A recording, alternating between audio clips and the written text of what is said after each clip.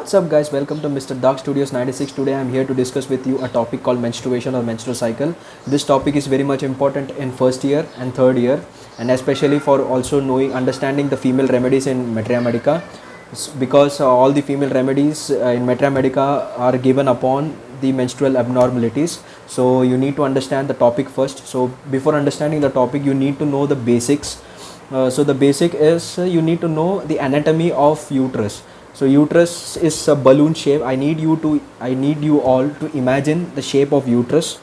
So get into an imagination now. So this is the shape of uterus. Below there is vagina, then this is cervix, then this is how the uterus is formed. So uterus is having three layer. Uterus is formed by three layer. So perimetrium is the outermost layer, myometrium is the middle layer, and endometrium is the innermost layer. So perimetrium is covers the uterus, and endometrium is the innermost layer. So endometrium is having lots of blood supply, and myometrium is having muscular, it's having a muscular fibrils, so that it holds upon the uterus very much tight and stiff, so during pregnancy.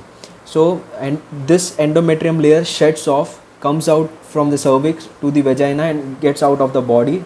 As it is having a lots of blood supply, so it is all represented by blood. So this is what we call it as menses or periods.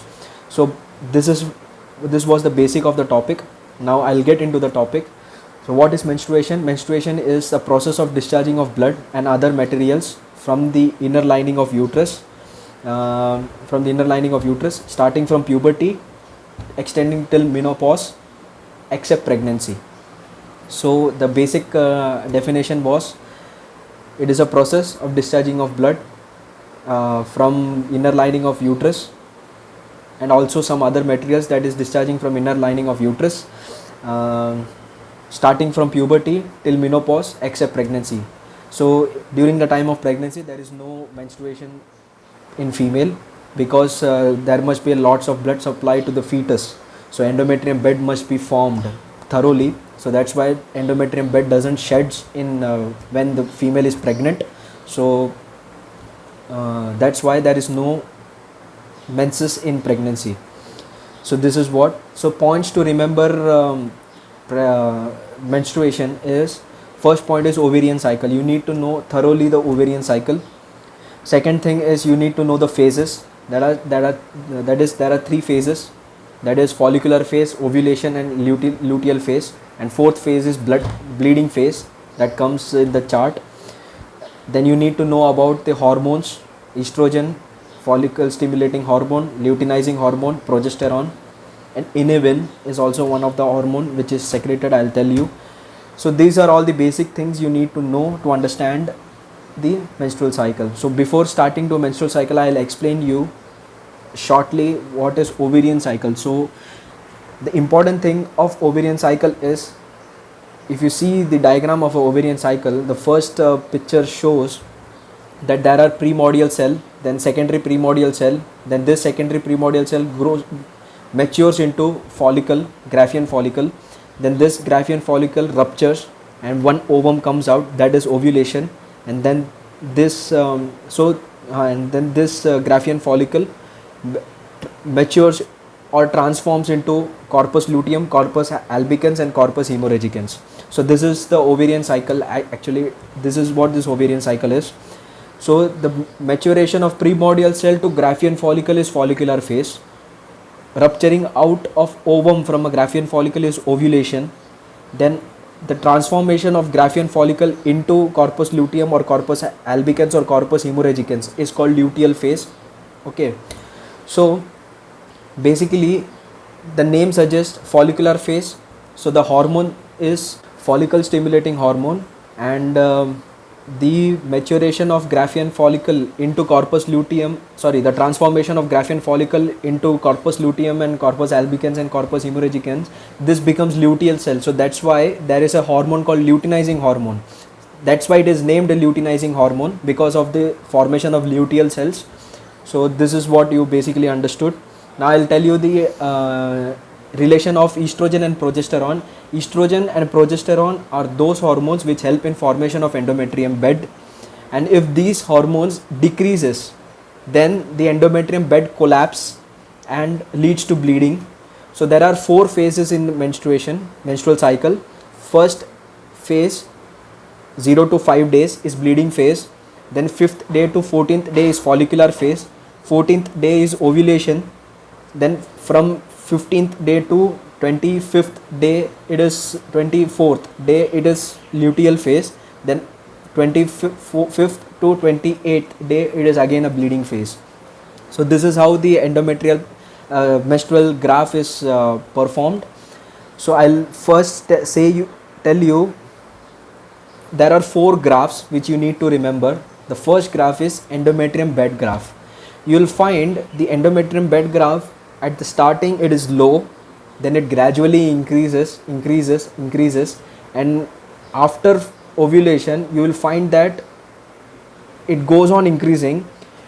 In the luteal phase it remains to maximum, and then suddenly it collapses, and in the bleeding phase and it gets washed off.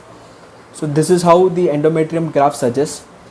Then the second graph is estrogen graph, where you will find that estrogen starting in its starting phase, in the bleeding phase, it's less because the endometrium bed has been collapsed, so it is less. Then gradually, as the endometrium bed forms, the estrogen level increases. It increases. At the time of ovulation, it remains in its peak. The secretion is 150 dm per ml of blood. Then it then it remains the estrogen graph remains for stagnant for some time. At that time you will find the endometrium bed is at its peak. Endometrium bed is formed very nicely. Then due to decrease, then you will find the bleeding phase. Then there will be a decrease of this estrogen. Then due to this decrease of estrogen, the endometrium bed collapses. So I'll repeat again. I'm just saying that there are 2 things occurring simultaneously. I'm explaining 2 things simultaneously. One is the formation of endometrium bed, and I'm relating this graph with the estrogen graph. You have seen that endometrium bed initially is less, then it gradually increases till ovulation, and after ovulation it reaches its peak in luteal phase, then suddenly it drops out. This is because of estrogen, fluctuation of estrogen. If you see the graph, then you will notice that, see, estrogen initially it is 0, then it increases. As the estrogen level increases, the formation of endometrium bed increases. Then at ovulation, estrogen level is at peak, then you will find the endometrium is also forming in ovulation period. Then after ovulation you will find that there is slight drop, and for some time it maintains in luteal phase. Estrogen maintains in luteal phase. At this time you will find the endometrium bed is at high peak. Then as the estrogen drops, the endometrium bed collapses and endometrium is also dropping. So this is the relation between the endometrium graph and the estrogen graph. Now I will relate this endometrium graph with progesterone graph. See, when the endometrium bed is gradually increases, when the endometrium gradually increases, you will find that progesterone is not increasing. Actually in the graph you will find progesterone is not increasing. That's because follicle stimulating hormone. See, follicle stimulating hormone and progesterone is antagonistic in nature, whereas estrogen and progesterone are agonistic. That means they act in the same path, and LH and estrogen are agonistic, and LH and progesterone is antagonistic again. So this is how the relation is. So what happens when the endometrium bed gradually increases, the progesterone still remains low because of the follicle stimulating hormone that I'll explain you. I'll let you know when you see the graph. When you see the graph, you'll understand that. then after ovulation you will see sudden strike of progesterone, because estrogen gets decreases, LH and FSH is decreased, the progesterone increases, and because of this increase the endometrium bed goes to its peak in luteal phase. Then you will notice that estrogen also decreases, progesterone also decreases, so there will be a decrease in endometrium bed. So this is how it is. Now I will explain you the FSH and LH graph. So FSH graph, I said you already that follicle stimulating hormone will be high in its follicular phase and luteinizing hormone will be high in ovulation phase. Then after ovulation it will remain for some time, then it will decrease and it will decrease. So this is how it happens. As the progesterone as the LH level is decreasing, you will see the progesterone level is increasing. So LH, FSH are antagonistic to progesterone. So if you see this, why LH is in peak during ovulation? Because once the Graafian follicle is matured and ovum is coming out, right? So this ovum is coming out because of LH. LH is the one which is bringing out the ovum during the ovulation phase, and then because this LH remains for some time, then this Graafian follicle is transformed into corpus luteum, corpus hemorrhagicans and corpus albicans. Okay, so then after this gets transformed into luteal cells, the LH decreases. Then as the LH decreases, the progesterone increases during the luteal phase. Then you will see endometrium bed is at peak, and because of the decrease in estrogen and progesterone further on, the endometrium bed collapses and leads to a bleeding phase. This is menstruation, and this is what is menstrual cycle. This repeats to the next month, this repeats to the next month, this repeats to the next month, and it goes on. Okay, so this is how the menstrual cycle is designed, and this actually happens. And for understanding menstrual cycle you need to know the phases, the stages in ovarian cycle, you know. So the relation between the ovarian cycle and the endometrium bed, the relation between the ovarian cycle and the estrogen, progesterone, the relation between the endometrium bed to follicular phase and luteal phase leads to menstrual cycle. So I'll just give a short quick review in Hindi. Menstruation को हम हिंदी में मासिक धर्म बोलते हैं. इसको मासिक धर्म इसी लिए बोला जाता है क्योंकि इस समय में आप नोटिस करेंगे कि इंडियन कल्चर के हिसाब से कि लड़कियां जब दूर हो जाती हैं सबसे, वो कोई काम नहीं करती, कहीं किचन में जाती नहीं, किसी को टच नहीं कर सकते, तो ये एक धर्म हो जाता है. तो इसके वजह से इसको मासिक धर्म बोला जाता है. आपको मेंस्ट्रुएशन या मेंस्ट्रुअल साइकिल को याद रखने के लिए आपको कुछ चीज़ें याद रखनी पड़ेगी या कुछ चीज़ों को समझना पड़ेगा. जैसे फर्स्ट है ओवेरियन साइकिल, फिर सेकंड है फर्स्ट है ओवेरियन साइकिल. तो ओवेरियन साइकिल में आपको क्या समझना है कि ओवेरियन साइकिल में पहले तो प्रीमोडियल सेल्स होते हैं, primordial cells secondary primordial cells में ट्रांसफॉर्म होते हैं, फिर secondary primordial cell Graafian follicle में ट्रांसफॉर्म होता है, फिर मैच्योर होता है, फिर ग्राफियन फॉलिकल रप्चर होता है, एक ओवम प्रोड्यूस करता है, फिर वो जो ओवम प्रोड्यूस होने के बाद जो ग्राफियन फॉलिकल बचा वो ट्रांसफॉर्म होता है ल्यूटियल सेल्स में, तो उसको हम बोलते हैं कॉर्पस लूटियम, कॉर्पस एल्बिकेंस और कॉर्पस हीमोरेजिकेंस. तो ऐसे करके ये सेल्स की डेवलपमेंट होती है. तो इसमें प्रीमोडियल सेल से जो ग्राफियन फॉलिकल बना उसको हम बोलते हैं फॉलिकुलर फेज. जहाँ पे ग्राफियन फॉलिकल से रप्चर होके ओवम निकला उसको हम बोलते हैं ओव्यूलेशन. फिर जो बचा हुआ ग्राफियन फॉलिकल ट्रांसफॉर्म हुआ कॉर्पस ल्यूटियम, कॉर्पस हीमोरेजिकेंस और कॉर्पस एल्बिकेंस में, उसको हम बोलते हैं ल्यूटियल फेज, क्योंकि ये ल्यूटियल सेल्स हो जाते हैं. तो अब मैं बताता हूँ, ये चीज़ आपको याद रखनी पड़ेगी. फिर दूसरी बात है FSH और LH. FSH का नाम है, फुल फॉर्म है फॉलिकल स्टिमुलेटिंग हार्मोन. जैसे नाम है वैसे ही है. तो फॉलिकुलर फेज़ में FSH बहुत ज़्यादा होता है, ठीक है. तो इसके लिए इसका नाम फॉलिकुलर स्टिमुलेटिंग हार्मोन रखा है. फिर जैसे ग्राफियन फॉलिकल ट्रांसफॉर्म होता है ल्यूटियल सेल्स में, तो ये ट्रांसफॉर्मेशन ल्यूटियल सेल्स में होता है, इसी के लिए उसका नाम LH रखा है, ल्यूटिनाइजिंग हार्मोन। तो ये उस फेज़ में ल्यूटियल फेज़ में बहुत ज़्यादा पीक में रहता है। एक्चुअली LH की जो फेज़ होती है वो ओव्यूलेशन से ही चालू हो जाती है। ओव्यूलेशन में ही LH का बहुत बड़ा रोल है, क्योंकि रप्चरिंग आउट ऑफ ओवम, जो ओवम बाहर निकलता है क्लैफियन फॉलिकल से, वो उसका कारण ही LH है। फिर LH का वहाँ से बढ़ता है और ल्यूटियल फेज़ में बहुत ज़्यादा होता है, फिर कम हो जाता है। फिर बाद में आपको याद रखना पड़ेगा ईस्ट्रोजन और प्रोजेस्टेरॉन के बारे में। ईस्ट्रोजन और प्रोजेस्टेरॉन एक ऐसे हार्मोन है जो साथ में काम करते हैं, जो बहुत एफिशिएंट है, लेकिन क्या बोलते हैं उसको, थोड़े बहुत कभी कभार एंटेगोनिस्टिक हो जाते हैं ये दो हार्मोन। और ये दो हार्मोन बहुत इंपॉर्टेंट है एंडोमेट्रियम बेड के फॉर्मेशन के लिए। तो इनका फंक्शन यही है कि एंडोमेट्रियम बेड को फॉर्म करना। तो जैसे जैसे ईस्ट्रोजन और प्रोजेस्टेरॉन बढ़ेंगे वैसे वैसे एंडोमेट्रियम बेड बनेगा, और जैसे जैसे ईस्ट्रोजन और प्रोजेस्टेरॉन कम होते जाएंगे तो एंडोमेट्रियम बेड कोलैप्स हो जाएगा। तो ये बात आपको बेसिकली याद रखना है। तो मैं यहाँ पे आपको इजी वे में बताना चाहता हूँ कि यहाँ पे 4 ग्राफ है जो आपको और भी अच्छे से समझा देगा मेंस्ट्रुअल साइकिल।